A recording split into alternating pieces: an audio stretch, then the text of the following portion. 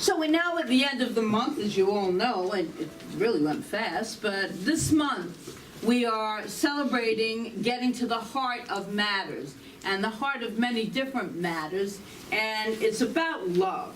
And I'd just like to say that it's not just for February, it's for every month.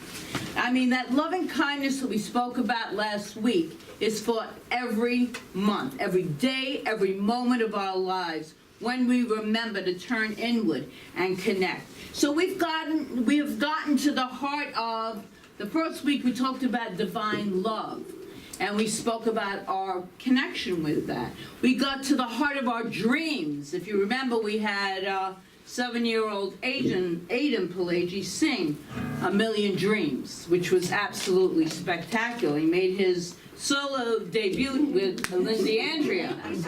Yes. Well, the whole P.T. Barnum, Alfred, and everything. It's in character. We gotta, we can change our character. That's a beautiful metaphor for in life, that we don't change our character, but we step into different roles in life. And so that brings me to the next week where we spoke about realigning with source, realigning with the source of our being. And we're many-faceted. We're many-faceted. We can have this, we just finished, let me just acknowledge Reverend Jolene Benedict right here in the front row, who just finished our ministerial seminary class, just one class, we got 3 more. This is a 3-year program so far. I've promised them. I've done others too, but it's so good. But she just taught us a fantastic class called Spiritual Psychology, and we just finished. And we really don't want to be finished, but we just finished on Thursday that 6-week class, but we're going to extend it to meeting once a month or something throughout the summer, because we don't want to be away from everybody ourselves. There's 12 of us in that class. 10 students, and Reverend Dr. Patty and myself. Okay, so I don't know where I was going with that, but it's, oh yeah, I know. We learned about subpersonalities. So we all in this human realm have these subpersonalities. And one of them could be P.T. Barnum. One of them could be Reverend Margaret. One of them could be whatever you want it to be for you. These are subpersonalities of the many different traits that we all have. We're just precious jewels. So it's been a rich and beautiful month, and we will bring it to a close in a really rich and beautiful manner, I think. And we're going to have a little experience today. So Ernest Holmes, the founder of Science of Mind, which is what this is, New Thought, Science of Mind, Oneness of Life, Unity, wrote this in his book. Healing is not creating a perfect idea or a perfect body. It is a revealing of an idea which is already perfect. And so that idea is present within each and every one of us. We're going to get into that this morning. So to have this experience part of today, I ask you, is there something in your life where you would like wholeness? And wholeness means nothing is missing. Everything is in divine order. Everything is complete. Everything is perfect, just the way it is. And would you like to have this revealed to you if you're in this question mark? Which in life, we have different experiences where I call it the question mark of life. We're in the question mark. We really don't know yet. We always will. So if you do, my intention today is to mainly focus on our physical health. So that's our physical bodies, but it also could mean body of affairs, body of experiences that are in our lives. So you can use it in either place or in both places. Whatever it might be this day, right now, in this moment, let us set up a collective intention. This is a collective group right here. Very powerful when you're in this kind of group community. Very, very powerful. To reveal wholeness in that area. Is that good with everyone? Yes. Yep. Just a few of you? All right. Well, it's always a choice. Remember that. It's always a choice. So if you then do choose that, please repeat this after me. I set the intention. I set the intention To reveal wholeness in my body. to reveal wholeness in my body And in the body of my affairs today. and the body of my affairs today. Okay. Then let that intention, that is a really powerful intention, let it reveal the wholeness that's in our bodies and in our bodies of affairs. Why not? Let it reveal itself to us, because you know we've got to recognize how powerful we truly are. The worth that we have. I've had situations that have taken place recently, and what has come to me is, you're worth more than that. You're worth so much. And I was thinking that I was worth this much. And how many times do we limit ourselves by that kind of thinking? When really, I'm worth so much more than what my mind thinks I'm worth. In every way, shape, and form. That's for all of us. It's an ongoing process. But it's very empowering. It's really, really empowering to know that we are worth all the good that we could possibly hold in our consciousness. And we're worth even more than that. So that's the recognition that we must give to ourselves as individualized expressions of this infinite mind. And that mind is the mind of divinity. So we're going to explore the power of conviction this morning and the power of community, because you just spoke those words into the power of this community right here. And that gives it even more powerful. It gives it more power. That's what it gives it. And then we're going to have an experience or two. So I want to begin by offering you guidelines for the process of revealing wholeness. And 4 guidelines, which if followed with conviction, it's always with that emotion part. Conviction means with the feeling state. Because when we speak our word, there's power. But there's even more power when we connect it with the conviction, with the emotion that we hold inside of ourselves. When we absolutely know that something is going to manifest in our life, we don't even want to hear the opposite. When we hold that knowing, we give great power. That's conviction. So the first one is, look for what is working in your life right here and right now. So look for and focus on that. What is good? What is right in your life right now? And focus on that gratitude. Be in that place. There was an article years ago written in Guidepost magazine, and it really fits in here, and it's an article about a woman in the hospital with terrible arthritis. Her body was racked in pain. As she lay there trying to sleep, but being in way too much pain to do so, she decided to pray. And immediately upon conclusion of her prayer, she had a thought. Is there any part of my body that's not in pain? So she did a body scan and realized her little pinky didn't hurt. Her little pinky was not in pain. So it was perfectly pain-free. So she focused on that pain-free area in her body until she fell asleep. So we focus a lot on the pain in our lives. And it's a challenge. It's a discipline to do otherwise. But it's as simple as that. Focus on something that is working in your life and be grateful for it. And so that act, let me finish before I go off, let me finish the magazine article. That act became her journey to healing, which is wholeness. And she continued to focus more and more and more on what didn't hurt.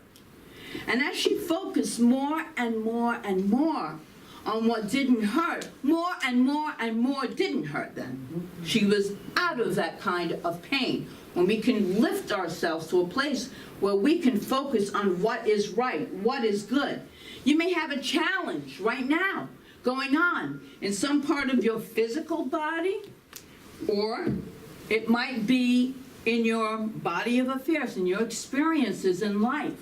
There might be pain going on there. And so your attention then is to focus, to acknowledge it, because we don't want to do a spiritual bypass, but to acknowledge it, to acknowledge that pain, but then move on and find out what we can be grateful for, because that gratitude, that attitude of gratitude will always lift us, cure us, heal us, truly. So, the second one then is stand guards to the portal of your soul. Ralph Waldo Emerson has said that. And many of you know Dr. Ernest Holmes, who founded Science of Mind, was an absolute lover of Emerson. So, in Health is Our Birthright, a book of case studies from many years of practice, Dr. Ellen Jensen addressed the power of our thoughts. So I want to go into that a little bit, and then we're going to get into Holmes again. The body is a magnificent creation of God. It comes equipped with innate intelligence, she writes, and powerful energy to heal itself. And this is when I have to put the plug in for the movie Heal again. I put it in last week, and a lot of you have watched it. It is a really powerful movie about how the body heals itself. What's the name? On Netflix. Heal. Yeah. Netflix. Okay. Energy to heal itself. When given the opportunity, she writes, keeping the mind free of debilitating thoughts is necessary to access this energy and intelligence. Feelings such as guilt, worry, fear, or anger can drain us of the vital energy that is so essential for the high quality of health and life. What science is showing us is that a regular diet of negative thinking, of anger, of upset, a regular diet. Every once in a while we can go in and out of these things, don't hang out in them. But a regular diet of anger and discontent and resentment and fear of any sort is reproduced in the cells of our body.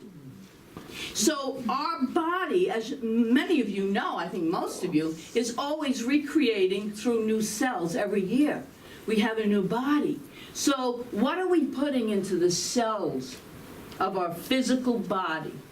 And most of it is coming from our thoughts. 1979, Dr. William Tiller showed to the satisfaction of the AMA, American Medical Association, no easy task, that our immune system is linked to our thinking. He showed that we have had trends that, he showed that when we have trends of depressive, negative, fear-based thinking, our immune system is measurably decreased. So our immunity within our body decreases, which makes our bodies susceptible to disease and illness. Conversely, when we have trends of aliveness in our thinking, when we're really alive in our thinking, meaning thoughts that give us life, life-affirming thoughts, we could call those, which I love, God thoughts. I love that. Call them God thoughts. When we have those God thoughts, then we have trends of upliftment, of healing, of feeling. That's why gratitude is so very, very important. It's immeasurable how important gratitude is. It increases our whole vitality. So those cells that we are creating are filled with this higher energy. They're healthiest cells. We co-create our bodies with the infinite intelligent power of divinity itself. So that works through us. And of course we know that as followers of New Thought, religious science, that we believe, as Dr. Ernest Holmes said on page 29 of Science of Mind, this: To learn how to think is to learn how to live. Because our thoughts go into a medium, which is what we call the law, which we're going to talk about today, law of attraction. It goes into the medium, which is infinite in its ability to do and to be. And we, by thinking, can bring into our experience whatsoever we desire. If we think correctly and become a living embodiment of our thoughts. And this is not done by holding thoughts. It is done by knowing truth. That's Ernest Holmes. And that is so true. We don't hold the knowing. We live the knowing. The knowing that all things are possible in our lives. That we are creative beings and we use this creative force which we are in. We don't see it because it's invisible, but we're in it. And that's how the law of attraction works. And what is the truth in this context about this? God does not have health to give. God is wholeness. God does not have harmony to give. God is harmony. Yeah? God does not have anything to give us. Did you know that? God has nothing to give us. Higher power, whatever you want to call God, has nothing to give us. It is waiting for us to ask for it in prayer. God is it, but awaits our acceptance of it in our hearts, in our minds, in our very being. It's already present. Everything we desire is already present. This is part of the spiritual truths that we teach here. God's business is not to give us what we ask for, but rather to unfold and reveal that which is already in us and through us. The revelation. That's the only thing we need to heal. That we are separate. We're not separate. It looks like we are because our senses tell us we are, but we're not. We are all unified as life itself, as the creative beings of the one creative force. Holmes says this in his Science of Mind book, page 145. A realization of the presence of God is the most powerful healing agency known to the mind of man. And then he says on 191 of the same book, we will deliver ourselves from sickness and trouble in exact proportion to our discovery of ourselves and to our true relationship to the whole. Scripture tells us, thou wilt keep him in perfect health, whose mind is stayed on thee. Oneness. Again, oneness. Jesus taught oneness. The Father and I are one. We are all one. When we get to that place where we can really know that and feel that. It is the greatest insurance in the world, and the only cost to you is your willingness to practice this truth, this essence. To think consciously, which means to be present to your thinking and know that it is creating automatically. It's the way it works. Don't believe me. I tell you all the time, you can't believe me. You can't believe anyone else. Don Miguel Ruiz talks about that. Don't believe anyone. Use it. Try it for yourself in your life. And then the third is begin and maintain an affirmative prayer program, which is affirmative prayer. The Father and I are one. God and I are one. The infinite divinity of life I am a part of. And again, Holmes says this, mental or spiritual treatment should bring into actual manifestation the health and happiness which are our normal divine heritage. Treatment, which is prayer, we call it spiritual mind treatment, should incorporate a conscious recognition that health has always been ours. Abundance has always been ours. Happiness and peace have always been ours. They are ours now, for they are the very essence and the truth of our being. And if you don't have a practitioner, we have practitioners available. We have like, I don't know, 13 practitioners available. The numbers are on the back of the program. If you don't have one and you forget your truth for a while, I use my practitioner all the time. I'm advising all of us to get in touch with a practitioner to do a full counseling session, a spiritual coaching session with you. And this is Ernest Holmes talking about practitioners. It is the practitioner's business, this is what they do, to uncover God in every man. God is not sick. God is not poor. God is not unhappy. God is never afraid. God is never confused. God is never out of its place.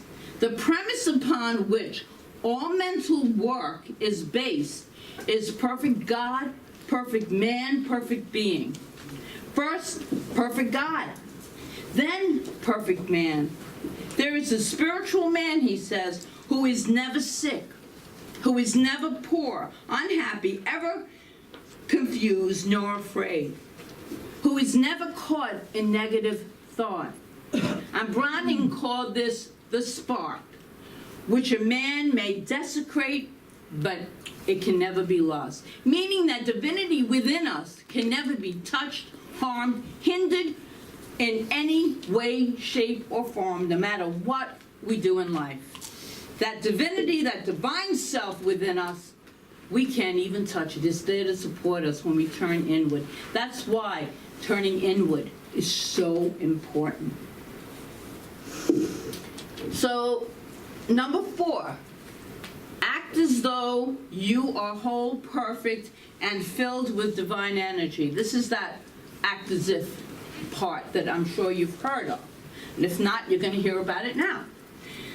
So to the greatest extent that you can, move forward in your life living in that state of as if you already manifested the thing you truly wanted to manifest in your life. As if it's already present. And if you don't know what it is, then pray for clarity of thought. Pray for clarity of thought. In the highest and best way possible, as if you are absolutely, vibrantly, energetically alive in the manifestation of that which you desire to have in your life. Because that's how we create. We're creative beings. And your subjective mind, which is your subconscious, will accept this as truth if you constantly reprogram it so that those old subpersonalities and beliefs and blocks don't keep coming up to cast doubt, to cast, I don't know if I'm good enough, I don't know if I'm intelligent enough, all of those things that we might hear in our lives. We counter it with, yes, I am. I am a child of the divine. I am entitled to all the good that I can possibly embrace. So again, I'm going to go over the 4 guidelines of conviction with you. Look for what is working in your life. The second one, stand vigilant with your thoughts. The third one, begin and maintain an affirmative prayer program. For whatever it is for you, it can be affirmations, it's not affirmative prayer, but it's a great spiritual tool, meditation of any sort, where we connect and we open up to the infinite life of divinity. That's where we connect. Any of those things. And the power of being in community is huge. I want to talk about that briefly now. Do you know that companionship is biologically important to all living creatures? And I'm going to talk about a few bugs. Not that I really want them in my life, but they're there anyway. They have a right to live. It's not inside my house. Okay. That's right. Even those ants were crawling around in my closet yesterday. I gotta tell you, what a good way to clean your pantry. See, my chocolate is sacred to me. I have really good chocolate. And we get a piece of chocolate, 2 pieces of chocolate covered blueberries in their box, and there's ants on them. Well, guess what? Well, first of all, I brushed the ants off and ate it anyway. Now, that's sacrilegious, wasting good chocolate. But there's nothing like bugs to get you to clean, right? Anyone can look at my pantry now. It is like clean. Everything got thrown out and clean. Anyway, let me go back to these tadpoles that I want to talk about. This is a test with the internet is a wonderful thing. You can Google anything. This is a test with tadpoles they did. Zoologists have found that even these humble creatures are so deeply influenced by social need that a solitary tadpole will regenerate an injured part of its body, which is so amazing to me, but very slowly. But if given the dimmest sense of companionship, it would heal itself so quickly, so much faster than doing it alone. Community. University of Chicago scientists have discovered that mice that are raised in contact with fellow mice grow faster than when they are reared all alone. They stay smaller because they're not expanding. It's community, yet again. An experiment with humans was done in which people were exposed to cold germs. Those who socialized and received lots of hugs, which we do here, big church of hugs. We do that here. There really is a church of hugs. Is it really? Yeah, it popped up on my one of my feeds. Anyway, so we hug a lot here. It's so amazing, the power of healing from hugging. It's amazing. You know this. And if you don't, I'm telling you now, they did an experiment, so you've got to be true. So these people were exposed to cold germs. And those who socialized and received those hugs were significantly less apt to get the cold. So don't, just because someone says, I have germs, hug them anyway. Hug them. If you're gonna get a cold, you're gonna get a cold. Make a strong immune system. Make it strong with your positive thinking. And in another study, they found that in younger women, the more hugs they get, the lower their blood pressure. And a study of premenstrual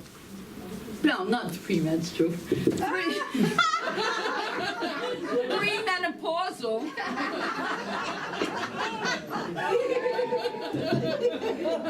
women showed that those who had the most hugs received the lowest heart rates. So their heart rates came down. It is really good for you to hug. That's all I know. So I guess there's something in this poem that I also found. So I'm going to read this little poem to you, and then I'm going to be closing in a minute. No moving parts, no batteries, no monthly payment, and no fees. Inflation-proof, non-taxable. In fact, quite relaxable. It can't be stolen, it can't pollute. One size fits all, do not dilute. It uses little energy, but yields results enormously. Relieve your tension and your stress. Invigorates your happiness. Combats depression and makes you beam. And elevates your self-esteem. Your circulation it corrects without unpleasant side effects. It is, I think, the perfect drug. May I prescribe my friend a hug?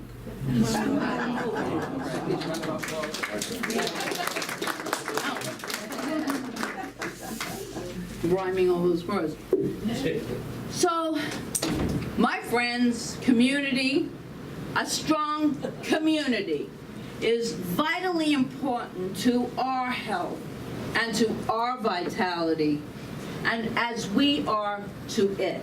And I'd like to finish today, because I want to do something else.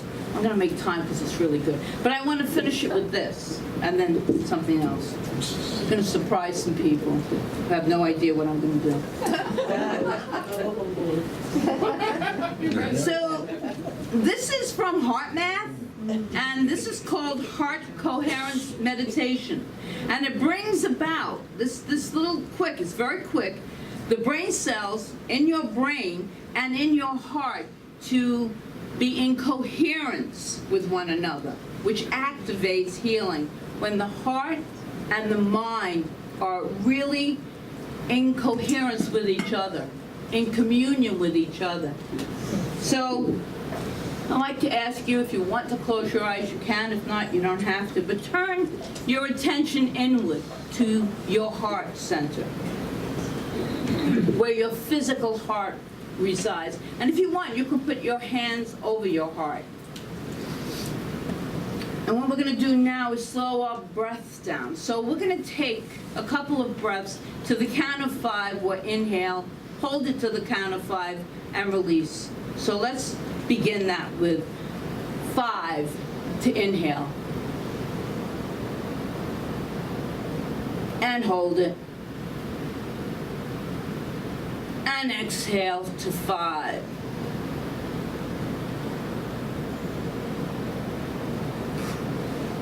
And again, one more time. Inhale to 5. Hold it. And exhale to 5. And so in that space, and you can do this at home, in that space, do your best to feel appreciation, care, compassion, and gratitude in your heart.